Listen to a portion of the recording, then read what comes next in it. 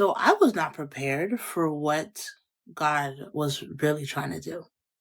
Welcome to the Lips and Language podcast. My name is Cola, where we talk about life, love, and language. Remember to subscribe, like, and share. Let's get into today's topic. Hey y'all, I hope your week is going well. Yeah, a lot has been happening in my life, and I'm glad you're here. Number one, let's just get that out the way. I'm glad you're here. I'm glad you're tuning in. If you've been listening to the last 2 weeks, like we're in the month of June, the last two episodes I posted is about this experience that happened to me. And I actually recorded those in April. And it was just recorded, and then God was like allowing me to release it at a later date. And it's interesting what happened because I recorded those in April, and in May, in the month of May, when I was like, God, like, how come I don't have any topics? Like, what do you want me to talk about? I feel like God was in heaven, like, nope, you're gonna be dealing with stuff in May that you won't have the capacity to record. So in May, if you've been following the story, I talk about this situation that I got myself into. And let's just call it what it is, the catfishing that happened to me. An 11-year catfish relationship that I finally, like I talk about it in the book, in my memoir, but I finally have talked about it here in this space. And part of the reason why I haven't really talked about it was not out of shame or anything like that. But I'm like, man, it's such a good part of the book. Will people still want to read it if they know this part about it? But I had to get over that. So I'm like, people are still going to want to know the how, the what, the when, the, and all of that. And so all of that's outside of what I've already spoken, you can still find in my memoir. But that has nothing to do with why. So what happened was, one day I got a phone call, and I'm just gonna jump right into it. Quick story time. One day I get a phone call, and it's from the girl, my friend. Well, I said in the last episode that we're cool now, right? So we had become friends. We had grown. We had taken some time away from each other to really focus on just God had to put me through healing. And so at one point in time, we had come back and we become friends again. And so I get a call from her man, okay? And I didn't realize it was her man. It was her phone number. When I picked up, then it was his voice. And so he's like, yo, let me tell you the story. And so he's telling me the story, and the story ends with, she's still catfishing. Did you know that ignoring your self-awareness will keep you stuck and emotionally imprisoned? Man, we go through life with this hustle mentality, going, never taking a moment to stop, to breathe, until life kind of just spirals out of control. But it is time to take control. It is time to experience the freedom of your most authentic self. And I have a gift for you. I have witnessed the tears, the happiness, the joy, the transformation when I have done this workshop in jail, in colleges, in high schools, and I want to offer this to you. So, click the link below, get access to the free mini course. There's 4 videos. You are going to enjoy it, and let's get to the other side of healing because you deserve to show up authentically as you. Pardon me? I went numb. I was frozen. If you see in week 1, I was talking about it, I was like feeling it on my body. I could feel the stress of it. I could feel the trauma of it. And I had to pray about it. And so during the month of May, what God did, or let me say, when he had me record those other episodes, he was preparing me for what was about to happen that I had no clue. But he brought me into a space where I was like open to talking about it again. I was open to dealing with it. I was open to it being on the surface because now I am yet again telling the world about this catfish situation that happened to me over 11 years on and off, right? So I start getting prepared to release this in April. May happens, and I get this phone call that essentially says she's still catfishing. And I'm just frozen in time. Frozen in time. Because I'm like, bro, you told me you were done, first of all. But two, I was so confused. Like, why y'all calling my phone? And essentially, it was like, I need you to let my man know that I'm not cheating. I'm just catfishing, basically. And the reason that they called me is because she's like, you know the truth. It happened to you, so you can explain to him that this is what I'm doing. Y'all, like I said, I was frozen. I was so numb. I was so like, what is happening here? I didn't know what to do. I didn't know how to answer. I answered as best as I could. And then I had something to do, so I had to get off the phone. But I was just like completely stuck. And again, call my friend. I was like, yo, I need you to pray for me. I need you to pray for me because I don't know what to do with this. Like, and I realized in that moment that I had gone through levels of healing. Uh, the good and gracious Lord had allowed me to go through stages of healing this. So when it first happened, that was one level of healing and forgiveness. So I'd already forgiven her, right? But then there was all other things I need to work on within myself about the length that it went on, the things that went on, all this other stuff. And part of the reason that I didn't go through all that healing all at once is because it would have taken me out. It was so heavy, it was so overwhelming. The trauma of it, the deception of it was as bad or worse than my son passing. And I know that sounds kind of like crazy, but you see, when my son passed, it was a situation in front of me. I saw it. We're going through it. We're praying through it. We're believing God through it. You know what I'm saying? Like, it was things that I had the information for, and I was like, okay, like looking at okay, we got to do this. We got to like we're moving through this. We're faithing through this, right? This situation, on the other hand, completely blindsided me. So I was just like, what is going on?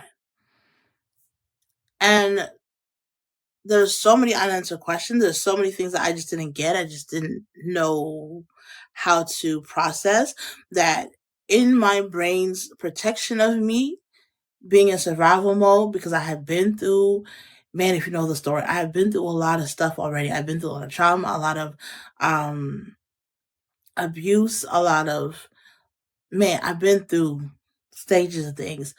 And my brain was like, we gotta protect her at all costs because this was really something that was going to that tried to drive me mad. It tried to bring me to this level of um breaking down completely and just no longer able to process life because what the heck? Like literally what the heck is going on? And so today is not me just telling you that story. Like there is a purpose to this. But I had to start with that story because I want to talk about identity and I want to talk about same-sex attraction, like, and just the motions that I had to go through that. So I talked about last week basically how I had questions like, does that mean that I'm not gay? Like, what does that look like? Because there's certain aspects of um what we had gone through that I enjoyed. There's certain parts of the relationship that I enjoyed, right? The communication, the conversation, like different aspects of it I enjoyed, but that came like it was like, oh, it almost seems easier. But like that came because it was with a woman, right? And I had to understand that fact. Now also the crazy, the jealous, the emotional, the toxic high, that also came because the relationship was bad and it was with a woman who we are just innately emotional, right? And so um the level-headedness or the logic that sometimes come with men wasn't in her because she wasn't born a man. And so the relationship was lopsided from the beginning, right? um But then I talk about, like, for example, I had gone through this experience of, I used to do phone sex. I talk about this all the time. It's not even a secret. Uh, and it's not even something that I'm ashamed to talk about. But there was a season, there was a period when I was doing phone sex with him, the catfish, and a woman, right? I had to realize afterwards that it was just with her and herself.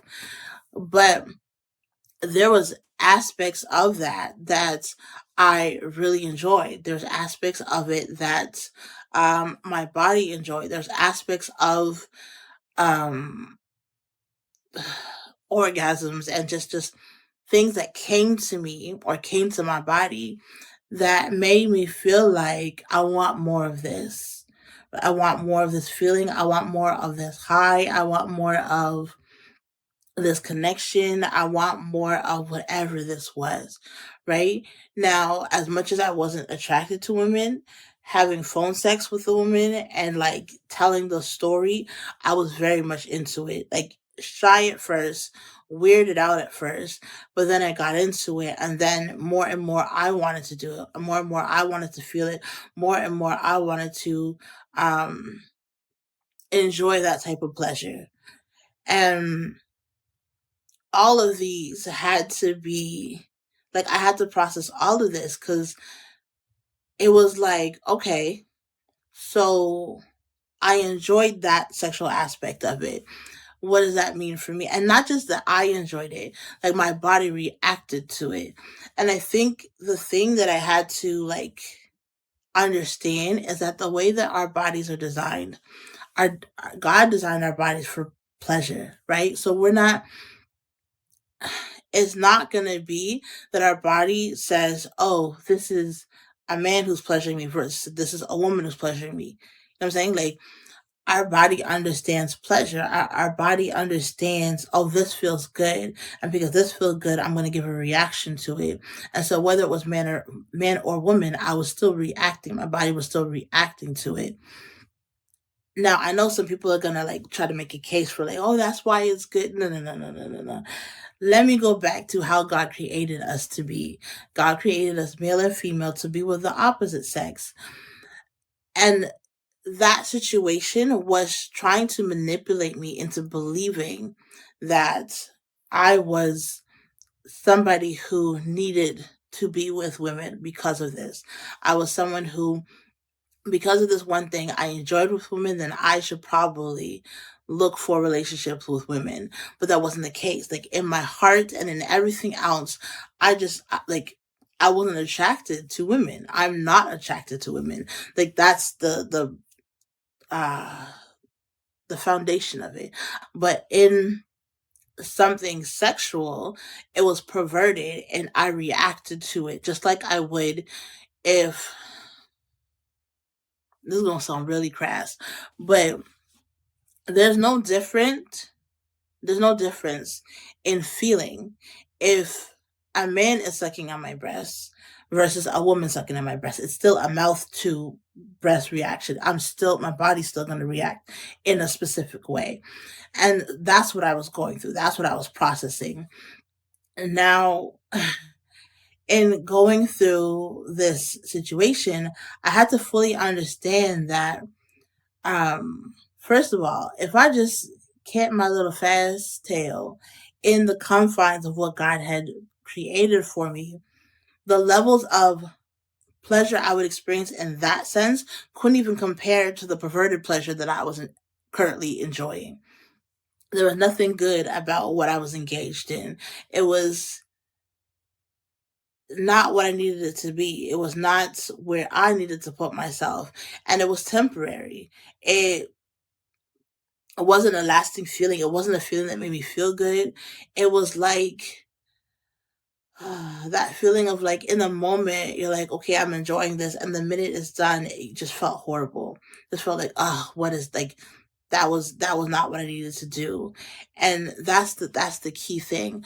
God didn't make sex for us to love it and then hate it, for us to enjoy it and then be disgusted by it. Like he created this beautiful thing for us to enjoy over and over and over again with the person he has designed, created, and allowed us to be with. Like that's when we get to explore bodies. That's when we get to go to higher heights. That's when we get to really move through and understand the real unlocking of pleasure and the gift that God has given us. And so now I was stuck. Now I was stuck. And so we go back to the phone call and I hear that she's still catfishing. And I'm just like, bro, what the heck? Like, I thought you had stopped. And her reaction was, I did stop, but it came back up again. And the thing with in the Bible, when it says to like flee temptation, it's saying that because it's not that you just say no once and then it just goes away. Sometimes that's good for some people, but sometimes it comes over and over and over again, trying to get you to fall back into it. And really, truly, we have to keep saying no. We have to get to a place where we don't give in, especially if we know it's a weakness. We have to get to a place where we're like, okay, we put this in place, we put that in place. This is how we're going to move in a way that is protecting us from getting caught up and falling back into sin again and again and again. There's safeguards. And the thing is, we don't have to do this by ourselves. We do this with God. Like God help me. God, I need you to literally walk me through this. God, like prayers, speaking, getting accountability part. Like there's ways that we can, there's a verse in the Bible that it says, with man things are impossible. Like if you try to do this in your own strength, it is impossible, but with God all things are possible. And so overcoming that same-sex taste, that same-sex attraction for those who have it, that same-sex perversion, like overcoming that is not something that we do on our own. It's something we do with God. It's a decision that we make. First of all, we have to know that, okay, you know what, I don't want to live like that, I want to live like this. I had to get to the point where I'm like, the way that I feel, even if in the moment I enjoy the moaning and groaning or whatever, the way that I feel after is really an indication of like how my spirit truly feels. And I had to make a decision that I'm like, we're not going to keep doing this over and over. We're cutting it now, and I have to cut myself off from it. And hearing that she was still catfishing, I'm like, wow, there really is. So I thought with me, um, at least an explanation that she had given, I'm like, okay, you know what? She had gone through some rough things and she was working on identity. But the last few years, we've been walking together, we've been praying, and it's like when I heard this news, I was like, oh, the identity, the core of who she believes she is, the core of who she is walking in this world as has not been fixed. It doesn't go away just because she got into a relationship, just because she got a man, just because she got married. Like, it doesn't go away if that part is not addressed. You don't just wish it away. You don't just say, okay, I'm not doing, like, you have to actually address it, address what that yearning is, address what that longing, address what in your relationship, what in your past had you broken to a place that you don't even know who God created you to be. And even if you know, okay, God created me female, you don't even believe it. You don't even understand how to believe that and how to walk in it. And understanding identity, even me losing my son, I had to come to a place of understanding identity because I had wrapped myself in this thought of, well, I'm KK's mom. I'm just a mom. I'm just a teenage mother. I'm just somebody who went through this young. I'm just doing this. I'm just doing that. Like, I had to come to a place where after he left, I'm like, I'm not just KK's mom. I am Nicola. That is my actual name. My name is Nicola Javita Adriana Bennett, soon to be changed last name. But that is who I am. Like that is my name. That was my name given to me at birth. Who am I? I'm a daughter of the Most High. I am a daughter. I am a mother. I am a friend. I am a sister. Like I had to go back to the foundation and like start rewriting and understanding what does it mean to be a woman? What does it mean to be feminine? What does it mean to have emotions? What does it mean to have these feelings? And how do I allow these feelings not overrun me? How do I learn to love this journey of being a woman? How do I learn to love this process of being a mother, this process of falling in love with men, but also falling in love with myself first. Not just giving myself out, renting me out to any and everybody. Like that's not what this is. That's not what we're doing here. That's not what I was put on this earth to do. Is just rent out the body to this man, this man, this man, this woman. Like we're not doing that. Um and so identity at the core of it was the missing piece to this whole catfishing thing. I didn't know my identity. She didn't know her identity. And because the two of us didn't know our identity, we were two unidentified people trying to come together and make something work. And that was the clash. That could not move forward in any way. If I truly knew who I was, if I truly understand how God created me to be, I wouldn't have been in that relationship. Not just as her being a woman, like I wouldn't have gotten myself into relationships too early because I would have taken the time to heal from all the abuse, to heal from all the bullying and all the other things that I've gone through, to heal and find that voice, that God given voice, the one that speaks to me so calmly, the one that says he loves me, the one who shows up for me, that voice. I would have taken that voice and leaned more into it and said, okay, what do you want to teach me? How can you teach me this? How do we walk in this way that is going to bring joy, peace, laughter, kindness, compassion? Like how do we walk this out? And instead, I let everybody else's voice speak to me, speak for me, so that I didn't know who I was. I was like, okay, I go to church because my parents go to church. Okay, there's a big God in the sky. Okay, there's this. Okay, there's that. But like, what does that all mean? How do I put it all together? What does that mean for relationships? And what does it mean when my body's yearning for another person, but I'm just told that I can't, that I shouldn't, because God said so? Instead of understanding that I don't give my body, not because God said so only, but because I value me, because I value the person that I am, the person that I'm becoming, the woman that I'm growing into, that I want somebody to cherish. This woman who's done the work, I want somebody to cherish the one who's healed and not use the one who's broken. Not abuse the one who doesn't know left from right, doesn't know up from down, doesn't know what day it is, what time it is, or what I've called to do in this earth. Like not that one. Another part of why I froze was because, like, what, ma'am? You want to exploit my trauma to help you get out of the situation you're in? Like, oh, okay. But you know, when people go through things and they panic, they don't always think it through. Like a lot of people, they seek to save themselves, right? And so they don't always see you. Sometimes they throw you under the bus unintentionally to get themselves out. And so in going through that situation, I had to be like, okay, this is unhealthy. Like this is definitely unhealthy. And it had me take a look at who I am as a person, who I am in this day and age, who I am in my identity, who I am as a woman. Where am I going? Right? This is a situation that happened to me. And I very much, like, I've talked about it, but now God is having me expose it on another level. And right as I'm about to expose it, this happens and I'm brought right back to it for me to heal even more and reveal even more and go deeper in this whole conversation of identity and why it's important to know who we are and where we're going. At the top of the year, God very loudly, clearly explained to me who I was. And all the pieces finally came together. All the times that I cried, all the times that I doubted, all the times that I was like wondering, is this what what are we doing? Where are we going? Like he finally spoke clearly, this is who you are, this is what I have for you, and this is where you're going. And it brought another level of understanding.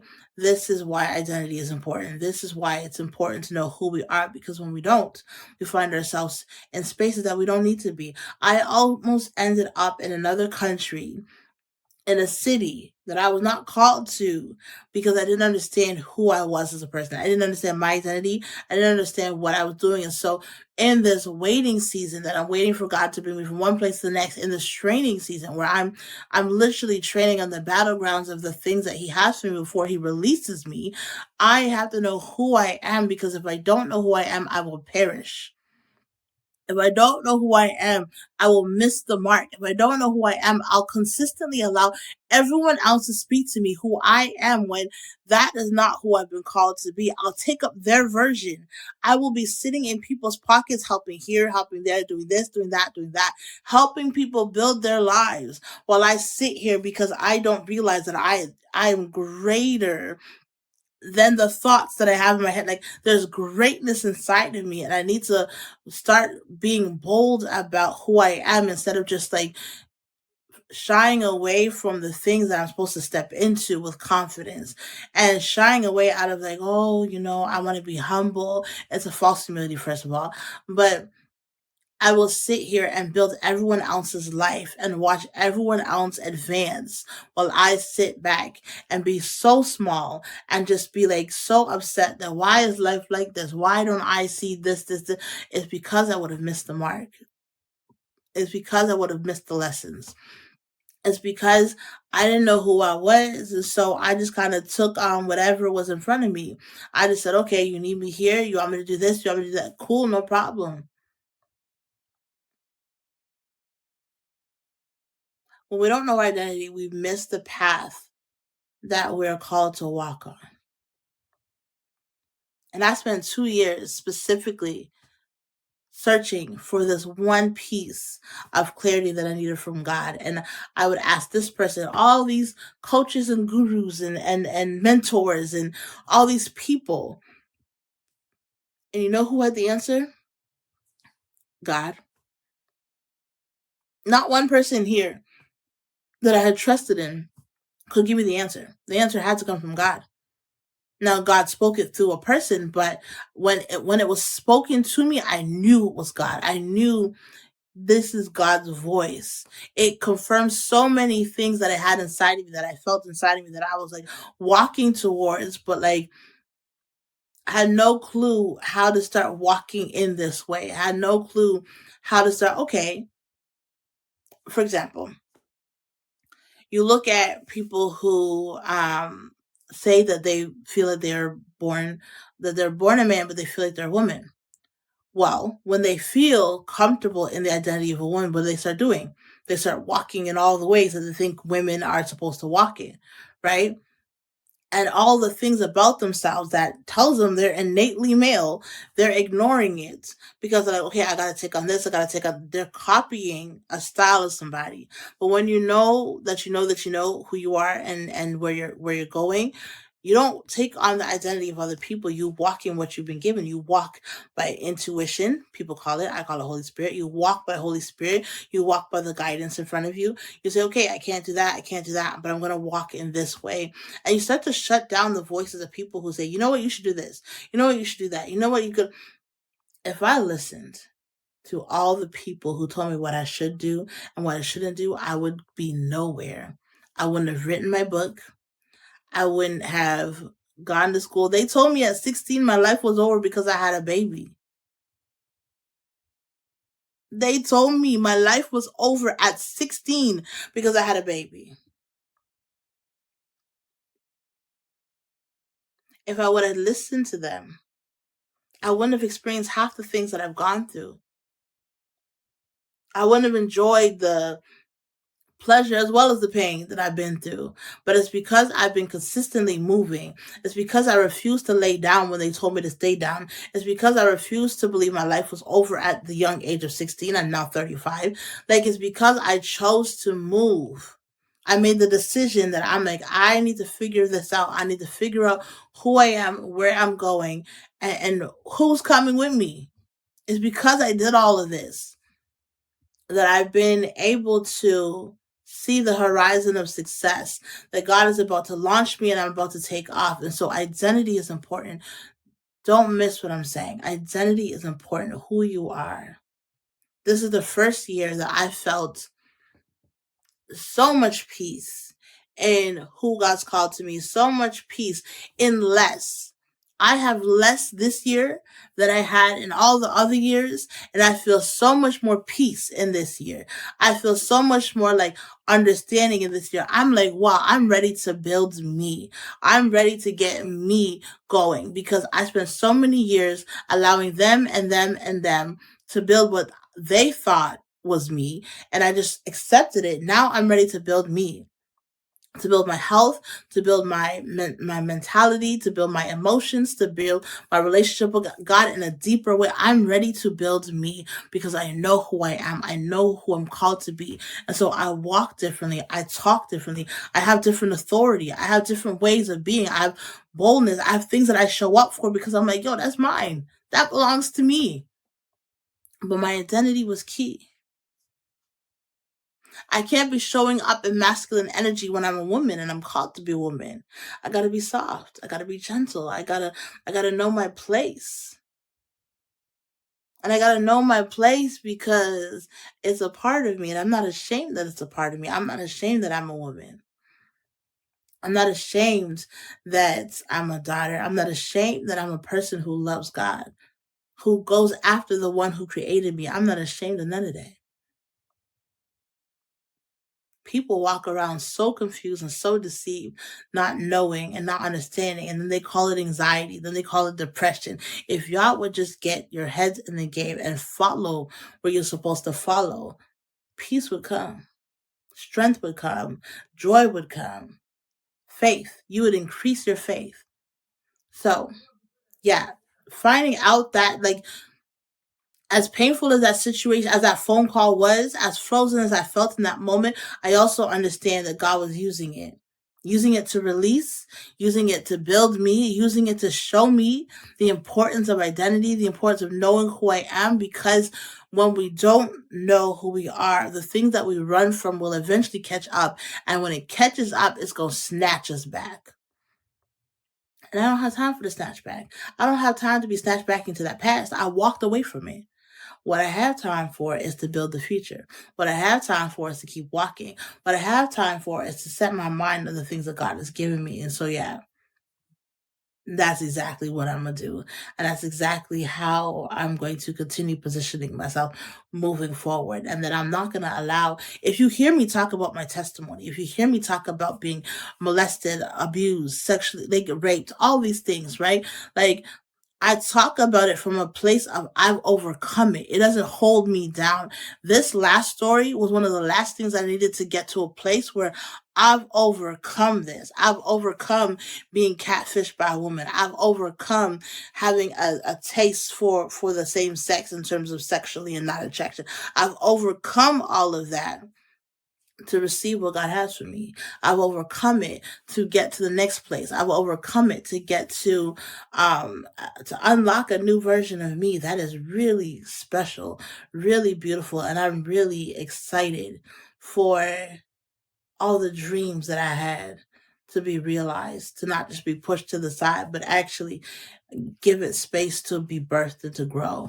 So, you know, there's place. There's a place for you. There is a space for you.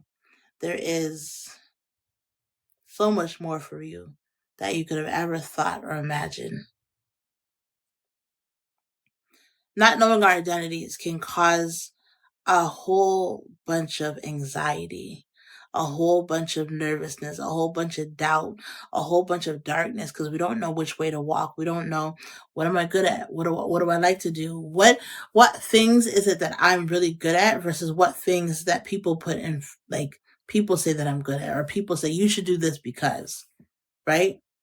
Have you ever been in a situation where you just wanted to be um an engineer, let's say, but you come from a long line of poets and authors and people who are creative, so they look at you weird, or vice versa. You come from a long line of studious people, but you want to be free, you want to be an artist, you want to be out there. And on both sides, they're trying to control the outcome, but the outcome can only be designed by God. The outcome can only get to that result, like through understanding who God is and understanding how He called you to be.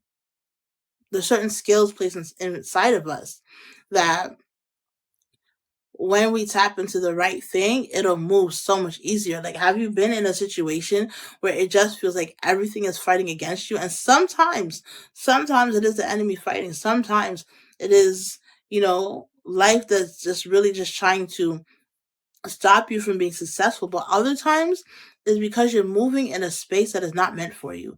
It's because you're moving in something that is not purpose for you to do. You don't feel joy, but you're like, it pays the bills.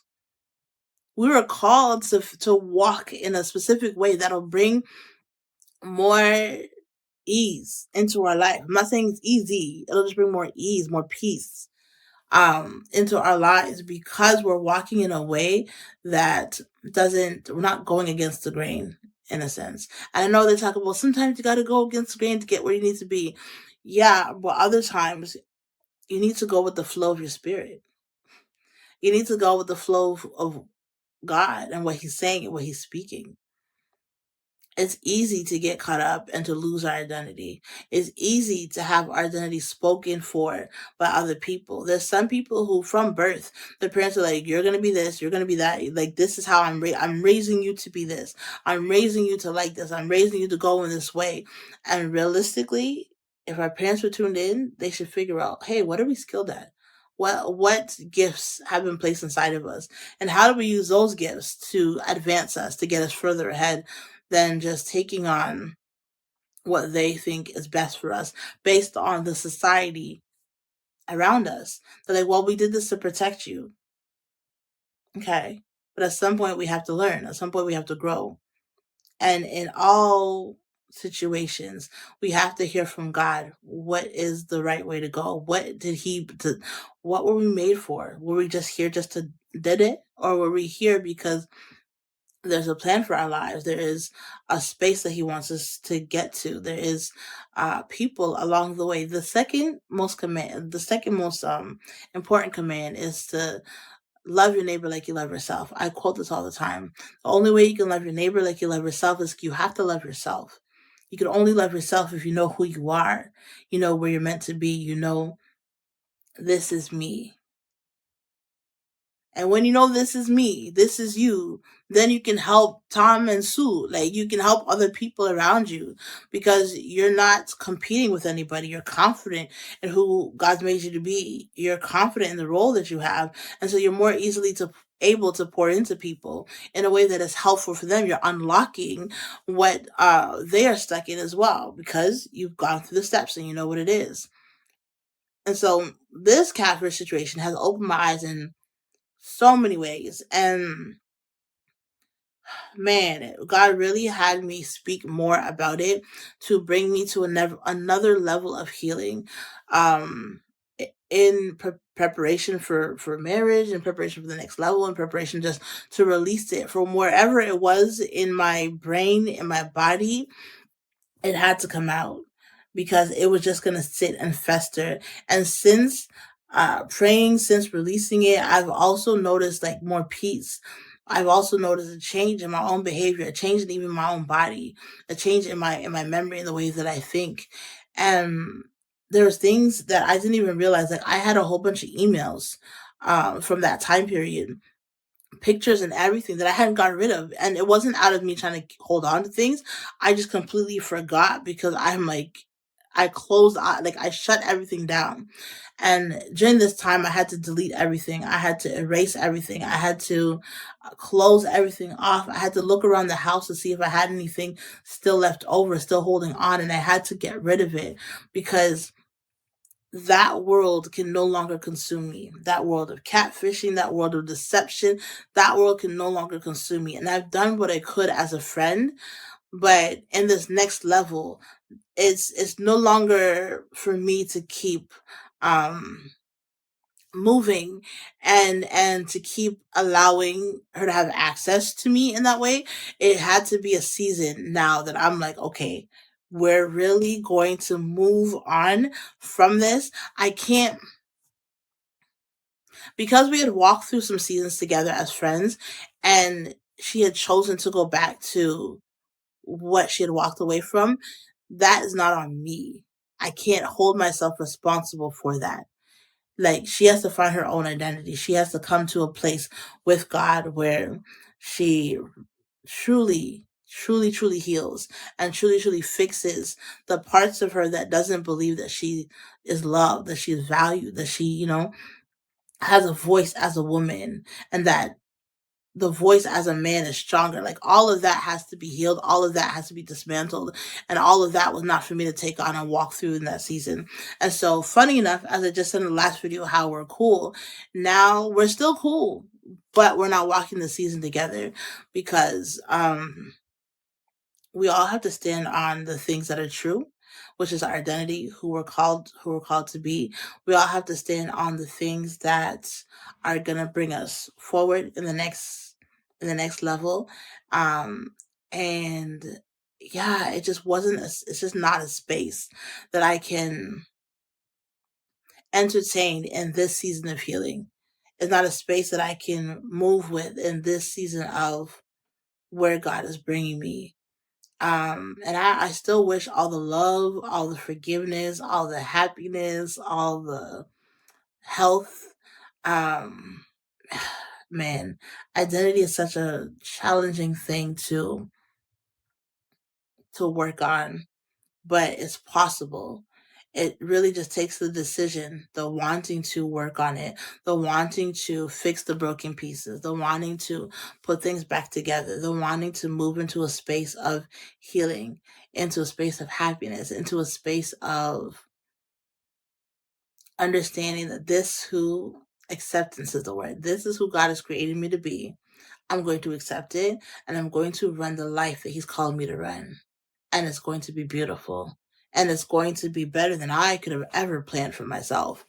God has so much more for you, so much more for me. And this is the time that we need to grab it. We need to grab a hold of it and move. So know who you are. Completely know who you are. Be grounded in who you are. Be grounded in who He's created you to be. Understand that is important. Understand that you have choices, that you don't have to accept what is given to you.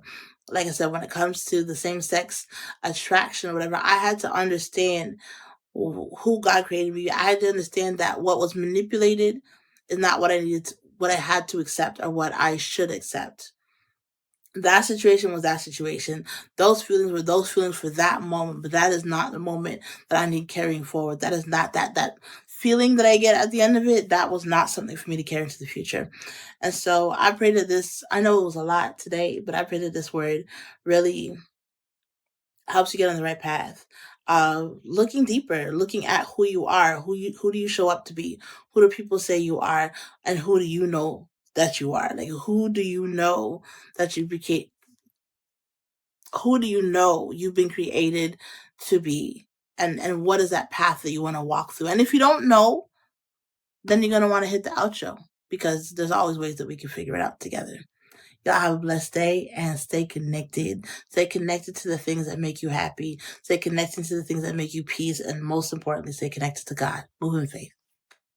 We're out. What would it look like if we were a people that were healed? What would it look like if we were people that believed in doing the work necessary to remove trauma, to get through grief, and to come out on the other side? Man, we think that therapy is the only way. Therapy is a great way, but there's also a creative way that can help us get through this process. My name is Kola. I am an amazing artist, and I have a program called Restore and Embrace Myself. It is all about the healing and the getting through and the getting over. And if nobody told you, you are special and you are so deserving of so much more in this world. So get in contact with me, because I'd love to work with you.